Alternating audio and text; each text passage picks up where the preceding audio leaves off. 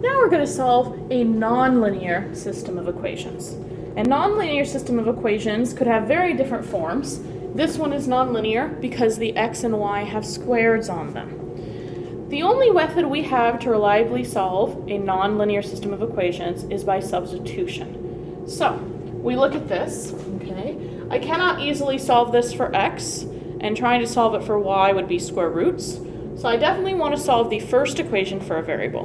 Interestingly enough, I do not want to use how it already is solved for x, because that would involve plugging x into two different places in that second equation. So instead, I'm going to rewrite this first equation to solve for y, because there's only one place to plug in y in the second equation, so it's an easier calculation.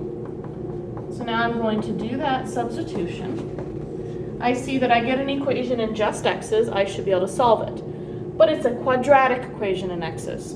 So to be able to solve a quadratic, we need all the x terms on one side and a 0 on the other.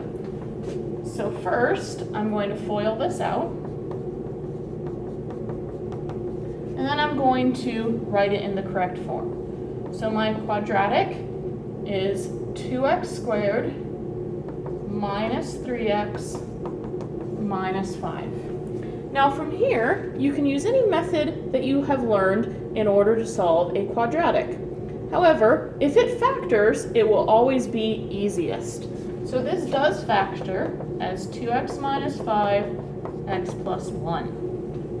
Okay. And so now we get a solution of x equals 5 halves and a solution of x equals negative 1. Well, first of all, I still need to find y, but why did I get two different x solutions? What do I do with that?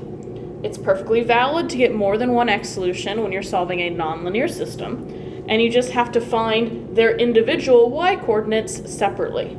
So, for the x coordinate, x equals 5 halves, I'm going to go back to here and find its associated y coordinate. So one solution of the system is 5 halves, 3 halves.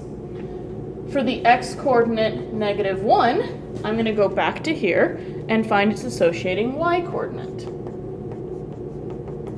So one solution of the system is negative 1, negative 2. And I simply have two solutions to this nonlinear system of equations.